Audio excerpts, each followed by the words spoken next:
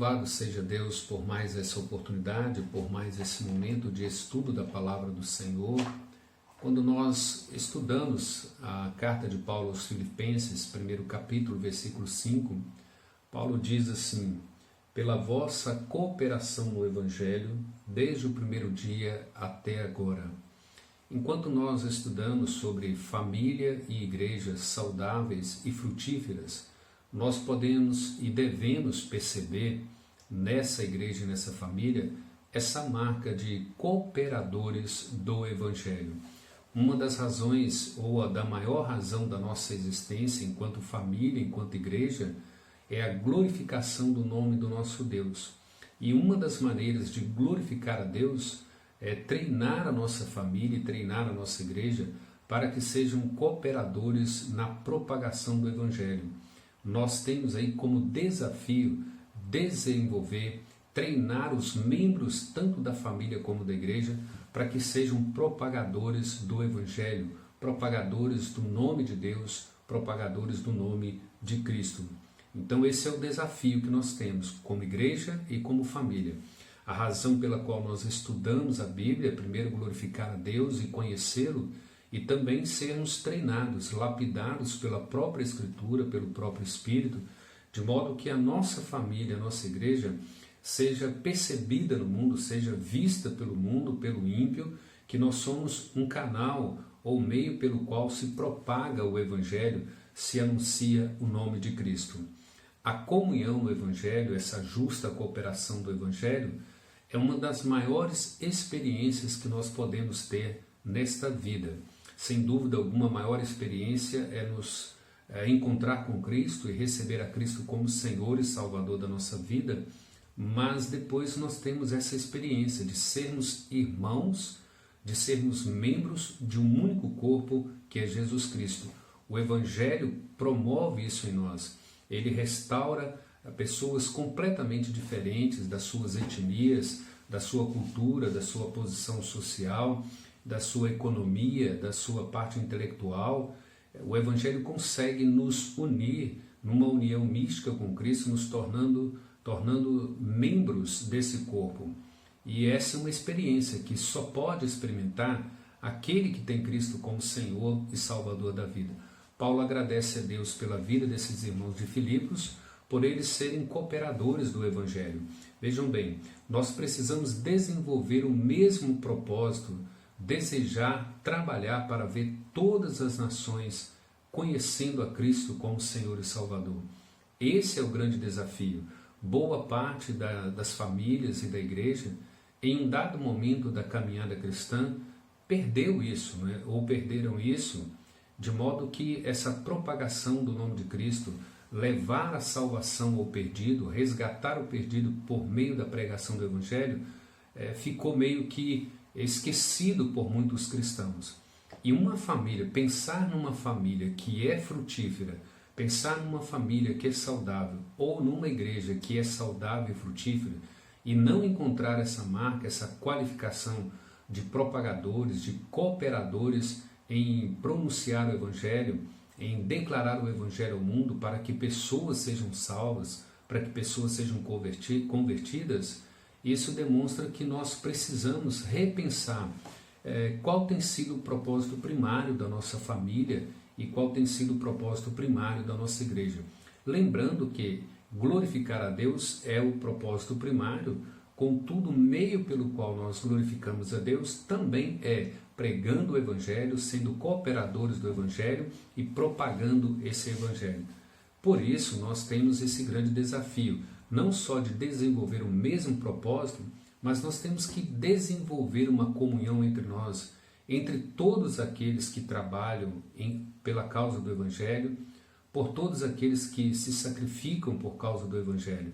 Nós deveríamos estar treinando os membros da nossa família e os membros da nossa igreja para que essa comunhão, essa cooperação entre nós crescesse, amadurecesse, de modo que fosse um propósito único, um pensamento único, um objetivo único da nossa parte. E nós percebemos que há muitas divisões, tanto entre famílias como igreja, porque o Evangelho não tem sido o centro, o propósito não tem sido o mesmo, a mentalidade não tem sido a mesma com relação ao Evangelho. E Paulo está aqui agradecendo a Deus por esses irmãos, porque eles tinham essa mesma mentalidade, eles tinham esse mesmo propósito. Paulo não está dizendo que eles eram perfeitos, que eles não erravam, que eles não tinham dificuldades. Paulo está destacando que isso era uma marca visível, uma marca notória pelo mundo, de que eles eram cooperadores desse Evangelho ou no Evangelho. Isso implica que eles trabalhavam, eles se sacrificavam e desenvolviam entre si uma comunhão, um relacionamento comum entre eles, de modo que o Evangelho fosse honrado, o Evangelho fosse glorificado.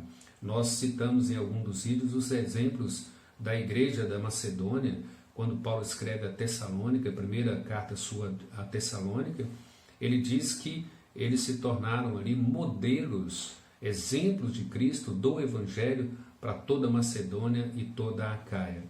Esse deveria ser o pensamento, o meu pensamento, o seu pensamento, enquanto sacerdote, enquanto mãe, enquanto filhos, enquanto igreja, pastor, presbíteros, diáconos, criar esse desenvolvimento, estabelecer um propósito único, um objetivo único, de glorificar o nome de Deus, propagando o Evangelho, cooperando no Evangelho, pensando no ministério de cada um e sendo cooperadores da melhor maneira que Deus tem nos qualificado, com os dons que Ele tem nos dado, e assim trabalhando para Deus e honrando a Deus nessa comunhão, nesta cooperação do Evangelho. Então vejam bem, devemos desenvolver uma comunhão com todos aqueles que têm trabalhado, que têm se dedicado e que têm sacrificado por causa do Evangelho.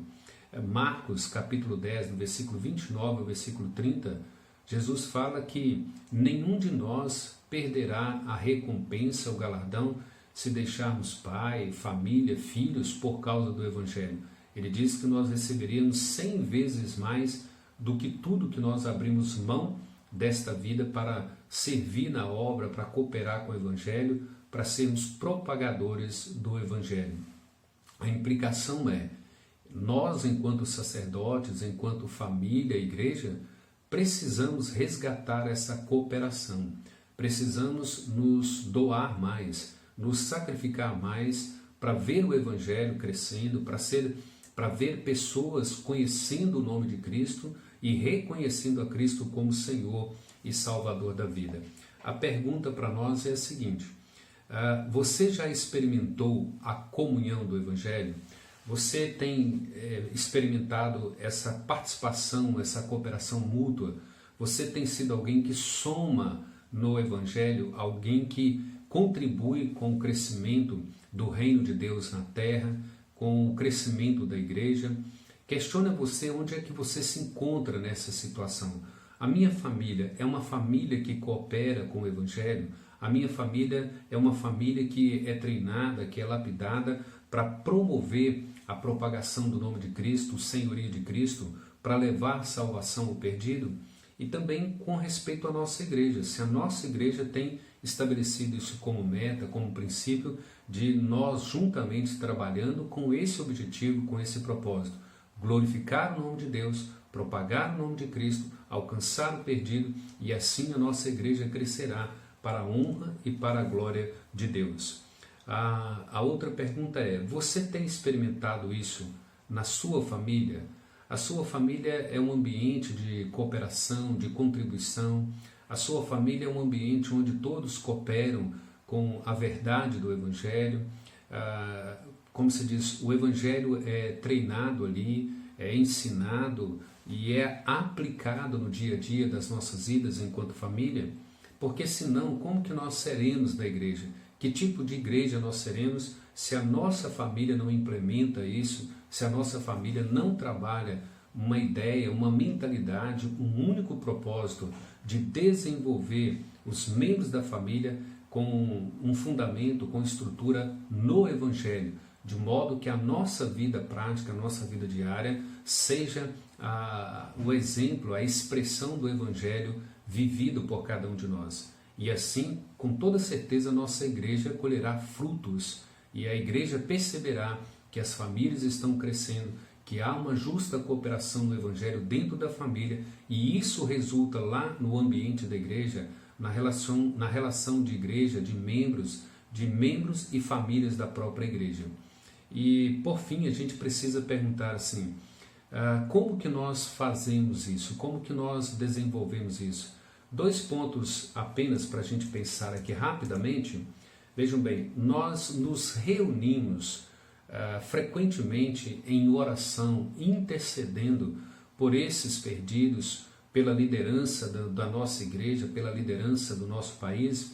1 Timóteo 2, versículos 1 a 4, fala que nós devemos orar, interceder por todas as autoridades, orar pelos perdidos, porque Deus deseja que todos sejam salvos.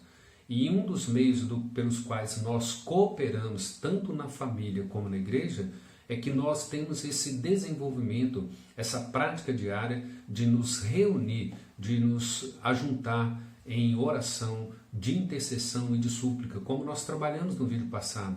Esse desenvolvimento, esse exercício da oração de intercessão pela nossa família, pela nossa igreja, em favor de toda a liderança do nosso país, do mundo, e também em socorro daqueles que estão perdidos e daqueles que não conhecem a Cristo. E a segunda forma seria servindo juntos com a mesma mentalidade e o mesmo propósito. Nós precisamos voltar para as Escrituras. Essa é uma das razões pelas quais nós precisamos educar a nossa família na Escritura. Pensar da mesma forma, estabelecer o mesmo propósito de conformidade com a Escritura, tanto na nossa família como na igreja, para que assim o mundo perceba que nós somos cristãos, porque vivemos a Escritura, nós temos a mesma mentalidade, nós temos o mesmo propósito de Escritura e nós somos cooperadores desse Evangelho e Deus é honrado e Deus é glorificado. Esse é o momento em que nós deveríamos então louvar a Deus e glorificar a Deus, porque nós temos condições de dizer que eu e a minha família, que eu e a minha igreja, nós somos cooperadores no Evangelho. Que esse seja o objetivo de você educar a sua família no Evangelho. Que esse seja o objetivo da sua igreja, de treinar a igreja teologicamente nas Escrituras. E que Deus use a minha vida, a minha família, a sua vida e a sua família, a nossa igreja, para a cooperação no Evangelho, para a propagação do nome de Cristo, para levar Cristo aos perdidos e que eles sejam resgatados para a honra e glória de Deus. Que Deus nos abençoe, que Deus nos guarde para a honra e glória dele. Fiquem todos na paz de Cristo. Até mais e um abraço a todos.